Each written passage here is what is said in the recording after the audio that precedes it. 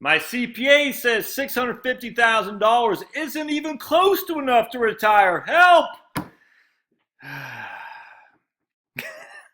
It's an email I received from a very nice lady. She says, I'm glad, I'm not sure where she's from. I think New Jersey. I think it's from Karen from New Jersey. Josh, I'm so glad to see you give an example that you can live on $200,000 or $300,000 in a portfolio in which to retire. I literally asked my New Jersey CPA several years ago if my $650,000 IRA was a good amount. He said, no, not really, and made a face like I was asking a dumb question. Then he said, well, it's not that bad, but it's still really not enough. Yeah. The sad thing is I know he's wrong, but it still irritates me that he put me down by saying it wasn't good at all. Man, that was harsh. And I'm still trying to get over it. I doubt he even has that much money. I was really bummed at the time. He doesn't know what my expenses are, and he really should never have said that. Karen is hitting on the head. If they don't know what your expenses are, screw them. I mean, literally, there's nothing. If they don't know what your expenses are, screw them. You cannot build a financial plan without knowing the expenses. Man, it is green. Look at this. I'm going to show you outside. Look at that. I don't know if y'all can see that. You see that green? Oh, man, freaking gorgeous. Look at that. It's a beautiful day here in Georgia. A little bit on the chilly side. It's windy. Look at that. It's not a cobalt wind, but a sky, but look at that. Look at that. Jeez, man. That's just gorgeous. I would be doing this outside, except for the fact that, there's Betsy, except for the fact that it's windy and it's chilly out. Anyway, so Karen, don't sweat it. You're going to be fine. I mean, look, you're going to be fine, assuming that your expenses are moderate to low. I don't know. I mean, I would say just from pure ballparkish, and I guess, you're saying, against what you just said. Well, let's just say you have $650,000. We take 5% a year off that, 0.05. That's $32,500 a year. Say you're making $50,000 on average of Social Security. That's about $1,800 a year, a month. $1,850 times 12. It's $22,000 plus the $35,000 we just talked about. Did I say 35 or 32,000? 22 plus 32 is what I said. That's 22 plus 32. That's 54,000 right there. How much of that would be taxed? I don't know. I have to look into it. It wouldn't be much. Off the top of my head, I can't. Well, I'll tell you what. Let's think of this out.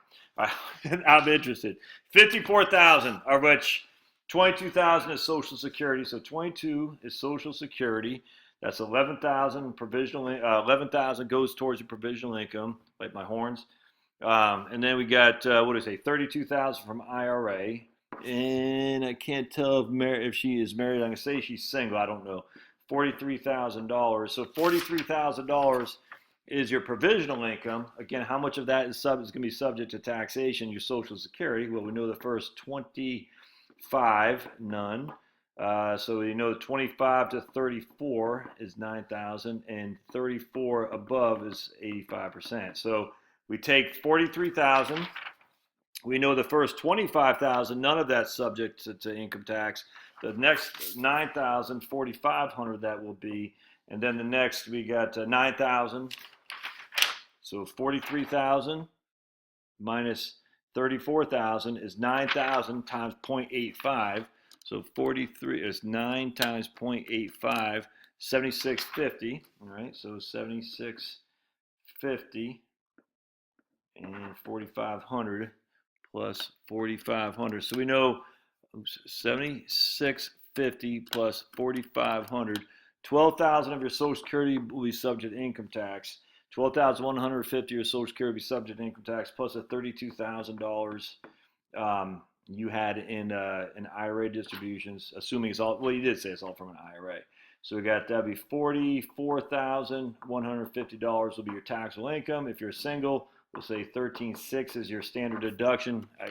Let's see, 44,150 minus 13,600. Not off the top of my head, I don't know how old she is. That means your taxable income is 30,550. So you can have 30,550 in taxes. I think the first 10,000 at this 10%. I don't have my little tax chart. So the first 10,000 will be subject to 10% taxes. The next, and then the next amount will be subject to 12%. So 20,000 will be subject to 12%. 20 times 0.12. 2,400 would be your taxes on the next amount, and then 10,000. So roughly $3,400 of income tax.